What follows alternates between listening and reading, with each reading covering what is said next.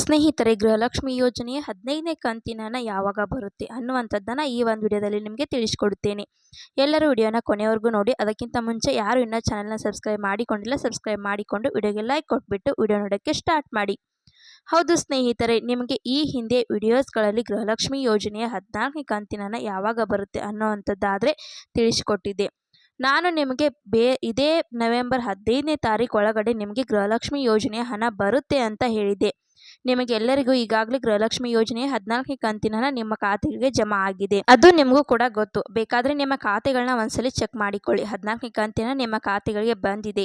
ಈಗ ಗೃಹಲಕ್ಷ್ಮಿ ಯೋಜನೆಯ 15ನೇ ಕಂತಿನ ಹಣ ಯಾವಾಗ ಬರುತ್ತೆ ಅನ್ನುವಂಥದ್ದಾದರೆ ಈ ಒಂದು ವಿಡಿಯೋದಲ್ಲಿ ತಿಳಿಸಿಕೊಡುತ್ತೇನೆ. ಸ್ನೇಹಿತರೆ, ಗೃಹಲಕ್ಷ್ಮಿ ಯೋಜನೆಯ 15ನೇ ಕಂತಿನ ಹಣದ ಕುರಿತಾಗಿ ಇಲ್ಲಿ ಹೇಳ್ತಾ ಇರುವಂಥದ್ದು, ನಿಮಗೆ ಇಲ್ಲಿ ಗೃಹಲಕ್ಷ್ಮಿ ಯೋಜನೆಯ 15ನೇ ಕಂತಿನ ಹಣ ಯಾವಾಗ ಬರುತ್ತೆ ಅನ್ನುವಂಥದ್ದನ್ನು ತಿಳಿದುಕೊಳ್ಳೋಕ್ಕಿಂತ ಮುಂಚೆ ಒಂದು ಸ್ಮಾಲ್ ಅಪ್ಡೇಟ್ ಆದರೆ ಇದೆ. ಒಂದು ಪ್ರೀ ಬಸ್ ಕುರಿತು ಒಂದು ಅಪ್ಡೇಟ್ ಇದೆ. ಆ ಒಂದು ಅಪ್ಡೇಟ್ ಬಗ್ಗೆ ತಿಳಿಸಿಕೊಟ್ಟು ನಿಮಗೆ 15ನೇ ಕಂತಿನ ಹಣದ ಕುರಿತು ತಿಳಿಸಿಕೊಡುತ್ತೇನೆ. ಪುರುಷರಿಗೂ ಬಸ್ಗಳಲ್ಲಿ ಉಚಿತ ಪ್ರಯಾಣ ಸಚಿವ ರಾಮಲಿಂಗ ರೆಡ್ಡಿ ಅವರು ಹೇಳಿದ್ದೇನು ನೋಡಿ. ಇಲ್ಲಿ ರಾಜ್ಯ ಸರ್ಕಾರದ ಮಹತ್ವಾಕಾಂಕ್ಷೆ 5 ಗ್ಯಾರಂಟಿ ಯೋಜನೆಗಳ ಪೈಕಿ ಮೊದಲಿಗೆ ಜಾರಿಗೆ ಬಂದಿದ್ದು ಶಕ್ತಿ ಯೋಜನೆ. ಶಕ್ತಿ ಯೋಜನೆ ಅಡಿ ಮಹಿಳೆಯರು ರಾಜ್ಯದ ಸಾರಿಗೆ ಬಸ್ಗಳಲ್ಲಿ ಉಚಿತವಾಗಿ ಪ್ರಯಾಣಿಸುತ್ತಿದ್ದಾರೆ.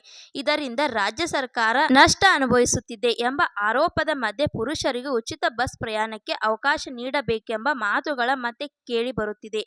ಈ ಕುರಿತು ಕರ್ನಾಟಕ ಸಾರಿಗೆ ಸಚಿವ ರಾಮಲಿಂಗ ರೆಡ್ಡಿ ಅವರು ಪ್ರಕ್ರಿಯೆಯನ್ನ ನೀಡಿದ್ದು, ಹುಬ್ಬಳ್ಳಿಯಲ್ಲಿ ಶುಕ್ರವಾರ ಸುದ್ದಿಗಾರರೊಂದಿಗೆ ಮಾತನಾಡಿರುವ ಅವರು ಒಂದು ಸಂವಾದ ಕಾರ್ಯಕ್ರಮದಲ್ಲಿ ಉಪಮುಖ್ಯಮಂತ್ರಿ ಡಿಕೆ ಶಿವಕುಮಾರ್ ಈ ಒಂದು ವಿಷಯವನ್ನು ಪ್ರಸ್ತಾಪಿಸಿದ್ದಾರೆ.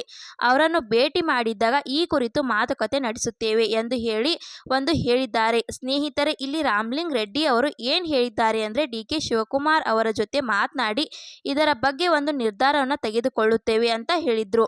ಸದ್ಯಕ್ಕೆ ಶಕ್ತಿ ಯೋಜನೆಯಲ್ಲಿ ಯಾವುದೇ ಬದಲಾವಣೆ ಇರಲ್ಲ. ಈಗ ಸದ್ಯಕ್ಕಾಗಿ ಯಾವುದೇ ಬದಲಾವಣೆ ಇಲ್ಲ. ಮುಂದಿನ ದಿನಗಳಲ್ಲಿ ಡಿಕೆ ಶಿವಕುಮಾರ್ ಅವರು ಜೊತೆ ಚರ್ಚೆ ಮಾಡಿ ಗಂಡಸರಿಗೂ ಫ್ರೀ ಬಸ್ ಕೊಡಬೇಕು ಬೇಡ ಅನ್ನುವಂಥದ್ದನ್ನು ಥಿಂಕ್ ಮಾಡ್ತೀವಿ ಅನ್ನುವಂಥದ್ದನ್ನು ಹೇಳ್ತಾ ಇದ್ದಾರೆ. ಎಲ್ಲ ಗ್ಯಾರಂಟಿ ಯೋಜನೆಗಳಂತೆ ಇದು ಸಹ ಮುಂದುವರಿಯಲಿದೆ. ಸದ್ಯಕ್ಕೆ ಶಕ್ತಿ ಯೋಜನೆ ಅಡಿ ಸಾರಿಗೆ ಸಂಸ್ಥೆಗಳ ಬಸ್ಗಳಲ್ಲಿ ಪುರುಷರಿಗೆ ಉಚಿತ ಪ್ರಯಾಣದ ಸೌಲಭ್ಯ ಕಲ್ಪಿಸುವ ಪ್ರಸ್ತಾವನೆ ಸರ್ಕಾರದ ಮುಂದಿಲ್ಲ ಎಂದು ಅವರು ರಾಮಲಿಂಗ ರೆಡ್ಡಿ ಅವರು ಸ್ಪಷ್ಟನೆಯನ್ನ ಕೊಟ್ಟಿದ್ದಾರೆ. ಸ್ನೇಹಿತರೆ, ಇದರಿಂದ ತಮಗೂ ಇಂದಲ್ಲ ನಾಳೆ ಸರ್ಕಾರದ ಸಿಹಿ ಸುದ್ದಿ ಕೊಡಲಿದೆ ಎಂದುಕೊಂಡು ಕುತೂಹಲದಿಂದ ಕಾಯ್ತಿದ್ದ ಪುರುಷರಿಗೆ ಗೊಂದಲಗಳಿಗೆ ಸಚಿವ ರಾಮಲಿಂಗ ರೆಡ್ಡಿ ಅವರು ನಿವಾರಣೆ ಮಾಡಿದ್ದಾರೆ. ಇಲ್ಲಿ ಕಾಂಗ್ರೆಸ್ ಶಾಸಕರನ್ನ ಖರೀದಿಸುವ ಹಿಂದೆ ಕಾಂಗ್ರೆಸ್ ಮುಖಂಡರೇ ಇದ್ದಾರೆ ಎಂಬ ಬಿಜೆಪಿ ಟೀಕೆಗೆ ತಿರುಗಿ ಟಿಕೆಟ್ ನೀಡಿದ್ದರು.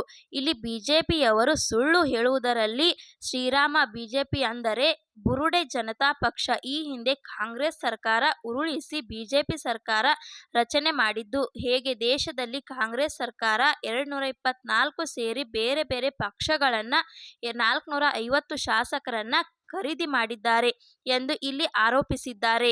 ಸ್ನೇಹಿತರೆ, ಇಲ್ಲಿ ನೋಡಿ, ಈ ರೀತಿಯಾಗಿ ಒಂದು ಶಕ್ತಿ ಯೋಜನೆಯ ಕುರಿತು ಕೆಲವೊಂದು ಮಾತುಕತೆಗಳಾದರೆ ಬರುತ್ತಿದ್ದಾವೆ. ಸದ್ಯಕ್ಕಾದರೆ ಯಾವ ನಿರ್ಧಾರ ತೆಗೆದುಕೊಂಡಿಲ್ಲ. ಪ್ರೀ ಬಸ್ನಲ್ಲಿ ಗಂಡಸರಿಗೆ ಇಲ್ಲಿ ಫ್ರೀ ಬಸ್ ಕೊಡುವಂತೆ ಯಾವುದೇ ಒಂದು ನಿರ್ಧಾರ ತೆಗೆದುಕೊಂಡಿಲ್ಲ.